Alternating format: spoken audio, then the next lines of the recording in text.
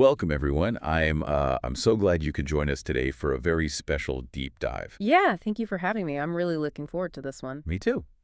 And if you are listening right now, I really want to speak directly to you. We're doing something a little bit different today. We are. We're looking at it's a really wonderful interactive English learning script. It's from a curriculum called the Dfy channel. Right, specifically day 5 of their program. Exactly. Day 5, which is titled The Zoo Trip. And because this material is designed for English learners, we are going to match that energy today. That's a great idea. We're going to keep things very accessible. Yes. We're keeping our vocabulary accessible, our sentence structures nice and clear, and our pacing completely relaxed. We're keeping it simple. Right. Think of this as a fun, easygoing conversation with friends where we take our time exploring some really clever ideas. That sounds perfect. And the mission for our deep dive today is to unpack a truly hilarious story about a trip to the zoo. It really is a funny story. It is. We want to explore exactly how this lesson uses a memorable, funny situation to teach essential English vocabulary.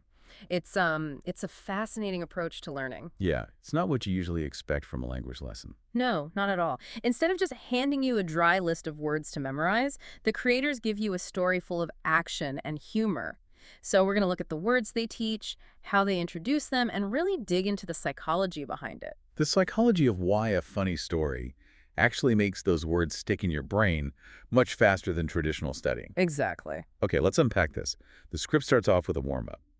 Before Jack and Angela, those are the two main characters in our story, before they even get to the zoo, they take a moment to review what the audience learned in the previous lesson. Right. They do a quick recap of day 4. Which was all about cooking vocabulary. And I'm curious, why start a story about the zoo by talking about cooking? I mean, why not just jump straight into the action with the animals? Well, it's a very deliberate pedagogical choice, meaning it's a smart teaching strategy. Okay, how so? You always want to warm up the brain before introducing brand new information. It's very similar to stretching before you go for a run. Oh, that makes sense. So in this review section, they break down 2 specific words. Yes, 2 review words. The first word is delicious. That's delicious. Right.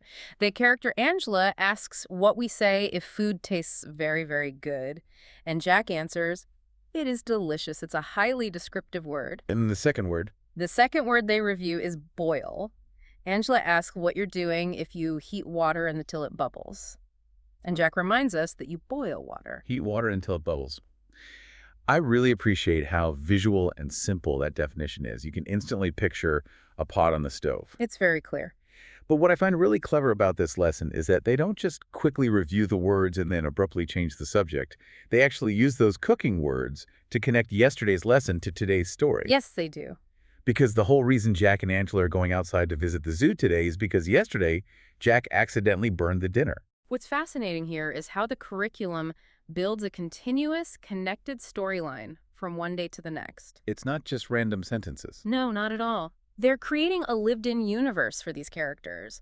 It's not just a collection of isolated words on a page, which is how a lot of older language textbooks used to operate. It's a continuing narrative. Yeah, Jack burning the dinner is an amusing little detail. It is, but more importantly, it gives them a logical reason to leave the house and go to the zoo. For a language learner, following a continuous storyline provides context. You want to know what happens to Jack and Angela next? Exactly. And that natural human curiosity keeps you motivated to come back for the next lesson. That makes total sense. It feels much more like following a TV show than reading a textbook. So because Jack ruined dinner, they are out of the house, they arrive at the zoo, and suddenly they're surrounded by animals. Right. They see tigers, they see bears. And they see elephants. Yeah. And right there, when they see the elephants, the dialogue sneaks in another little review moment. Yes, and it's quite subtle. When they see the elephants, Angela says they were huge, and she specifically pauses to remind the audience, remember that word from day 1, huge. Huge, meaning very, very big. Right. And bringing that word back is a technique called spaced repetition. Spaced repetition? Yeah. What exactly does that mean for someone trying to learn a language? It simply means reviewing information at gradually increasing intervals over time. Okay, so spacing it out. Exactly.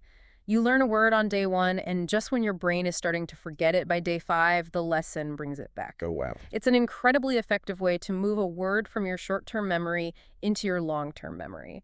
And doing it naturally within a conversation, recalling a descriptive word like huge while you're imagining a giant elephant, reinforces the lesson without making it feel like a stressful quiz. I really like that approach. You're just enjoying the scenery of the zoo with the characters. Mm-hmm. So they're walking past the tigers, the bears, and the huge elephants, but Jack says his absolute favorite part of the zoo is the monkeys. And his reasoning is very simple. Very simple. He thinks monkeys are very funny, Ah. and Angela completely agrees with him. So we have our characters, we have our setting at the monkey enclosure, and we have Jack, who has just bought himself a snack. Here's where it gets really interesting. It certainly does. Jack mentions that he bought a delicious banana at the zoo shop. There's that word again. Exactly. Notice how he casually drops that review word delicious into the sentence again. So he is holding this delicious banana in his hand, and as they're standing by the monkey cage, he gets distracted. He gets very distracted, and right before the main event happens, the lesson introduces a key vocabulary phrase. Yes. Jack points at a monkey and says to Angela, "Look at that." I know it sounds like a simple phrase, but the lesson treats it as an important piece of vocabulary. Because it is. Look at that. Is a major functional phrase in English. The creators take time later in the script to explain that this is a phrase you use when you want someone to see something immediately. It's an attention grabber. Exactly. They provide a couple of really clear, everyday examples for the learner to practice. Things like, look at that big dog, or look at that beautiful car. Oh, I see. It's one of those natural, common expressions that native speakers use constantly, so it's vital for a learner to master it. So Jack is using this perfectly natural English expression in the moment. He points into the enclosure and says, "Look at that. That monkey is doing a funny dance." He's very excited. He is so excited to show Angela this dancing monkey. But his hand, the hand holding the delicious banana, happens to be way too close to the bars of the cage. Which brings us to the climax of the story. While Jack is completely distracted, trying to get Angela to look at the dancing monkey, another little monkey takes action. A sneaky monkey. Very sneaky. The dialogue describes it happening incredibly fast. The little monkey reaches out, grabs Jack's banana right out of his hand, and pulls it inside the cage. It's a complete daytime robbery. Right. But the story doesn't stop there. The monkey doesn't just take the fruit and run away to hide in the trees. Jack excitedly tells the audience exactly what happens next. So bold. The monkey stays right there, peels the banana, looks right at Jack, and eats the entire thing in just 2 seconds. 2 seconds. The visual of a monkey aggressively eating a banana in 2 seconds is already funny, but this story adds one more detail that serves as the ultimate insult. Oh, yes, the best part. After the monkey finishes the snack, it takes the empty banana skin, throws the skin right back at Jack, and then simply smiles at him. Just picturing that monkey throwing the peel and smiling is hilarious. It's such a specific, vivid image. Jack is completely shocked, of course, and he yells, "Hey, that is my banana." Angela. Angela's just standing there laughing at him. She thinks it's great. Which transitions us perfectly into the primary vocabulary focus of the lesson. The creators use this absurd scenario to teach 2 specific words in a way that provides deep context. Right. The first word is funny. Let's break that down. The lesson defines funny simply as something that makes you laugh. But the dynamic playing out between the characters is what makes this a brilliant teaching moment. How so? Well, the situation is complicated depending on who you ask.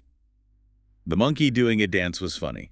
The second monkey stealing the banana and throwing the skin was definitely funny to Angela. Right, she was laughing. And Angela laughing at the whole situation was very funny to her.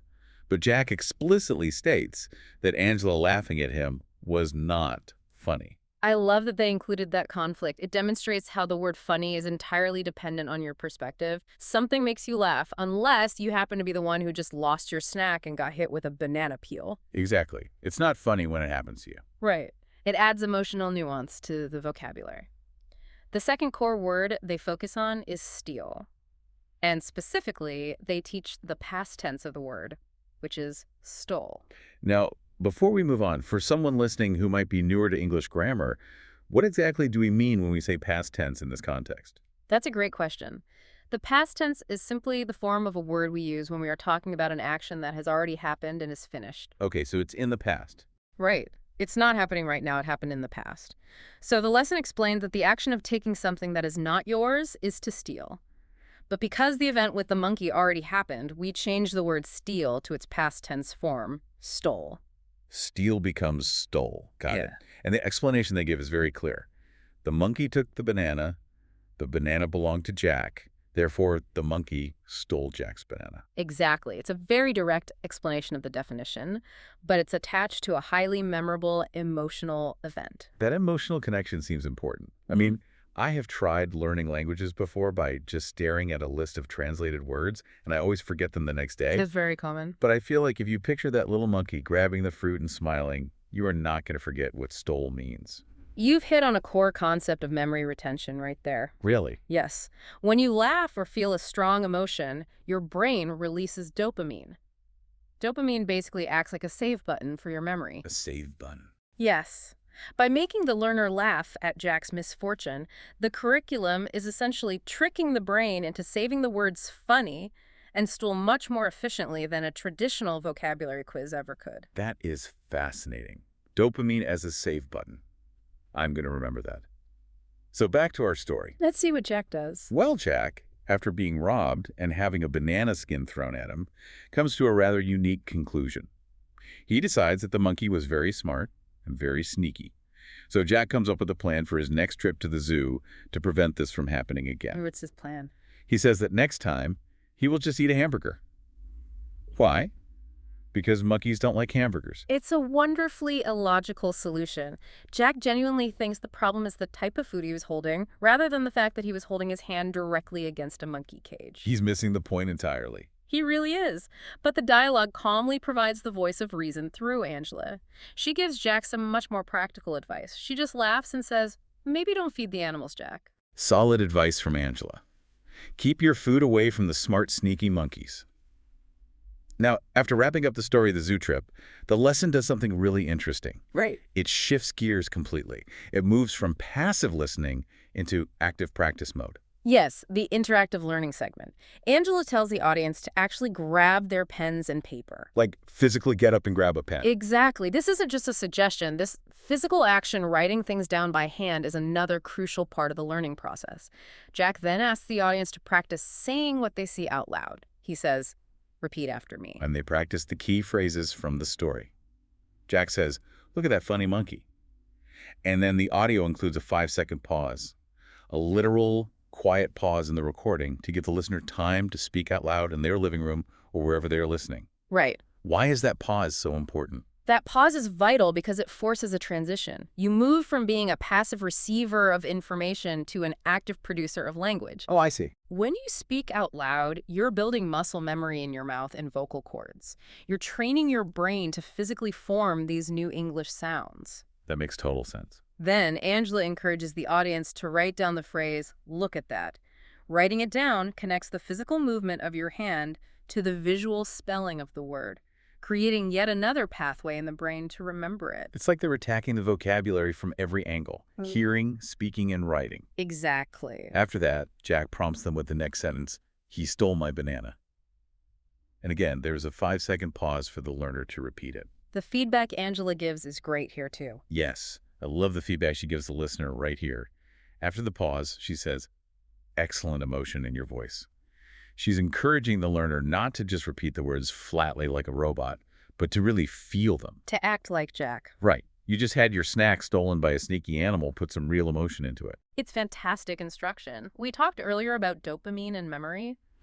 When you attach genuine emotion to a phrase you're practicing, you're far more likely to retain it. Because it feels real. Yes! You remember how it feels to shout the sentence in surprise, not just the grammar rules behind it. Finally, the script includes one last interactive prompt to close out the day. What's the prompt? Jack asks the audience directly, what is your favorite animal? He tells them to write down the sentence, my favorite animal is, and then finish it on their paper. And then Angela asks them to leave a comment on the video with their favorite animal. That is a really smart way to get the learner to use their new vocabulary immediately. And it builds a little bit of community, too. You get to see what animals everyone else likes. It's very clever. And just before they sign off, they give us a little teaser for the next lesson. Jack says that tomorrow they're going to the movies. So if you want to know what kind of trouble Jack and Angela get into next, you have to tune in for day 6. It's the perfect cliffhanger. It leaves you feeling accomplished about what you learned today, but wanting more for tomorrow. So what does this all mean? We've spent this deep dive looking at day 5 of the Dfy channel's curriculum. We followed a story where Jack and Angela visit the zoo. We reviewed words like delicious, boil, and huge. We learn new words like funny and steal. Right, we practiced saying phrases like, look at that, Yeah. out loud. And we did it all wrapped inside a really entertaining story about a stolen banana. If we connect this to the bigger picture, it really highlights the immense power of storytelling in education, particularly for adult language learners. Learning through an engaging, funny story, like a little monkey peeling a banana in 2 seconds and chucking the skim at someone, makes new information stick much, much better. Because of the dopamine save button. Exactly. It is so much more effective than rote memorization. The humor, the emotional engagement, the visual image of the zoo, the spaced repetition of older words, all of these pedagogical elements are working quietly together behind the scenes to lock the English vocabulary into your long-term memory. It's amazing how much science is hidden inside such a simple, funny story. Before we go, I want to leave you with a final thought to mull over. Oh, I'm intrigued. The text specifically describes this monkey as smart and sneaky. And it makes a point to note that the monkey smiled after throwing the banana skin back at Jack. Yes, it did. It really makes you wonder, was that monkey just hungry for a delicious banana? Or was that smile proof that the little guy knew exactly what he was doing? Oh, wow. Maybe that monkey was the real teacher today, trying to teach Jack a very important hands-on lesson about zoo safety. That is a very funny thought. I think Jack certainly learned his lesson, even if his solution to bring a hamburger next time needs a little work. He definitely has some figuring out to do. Thank you so much for joining us for this special deep dive. We hope you had fun, and we hope you keep practicing your English. Thank you for listening. Keep up the great work, and goodbye. See you next time.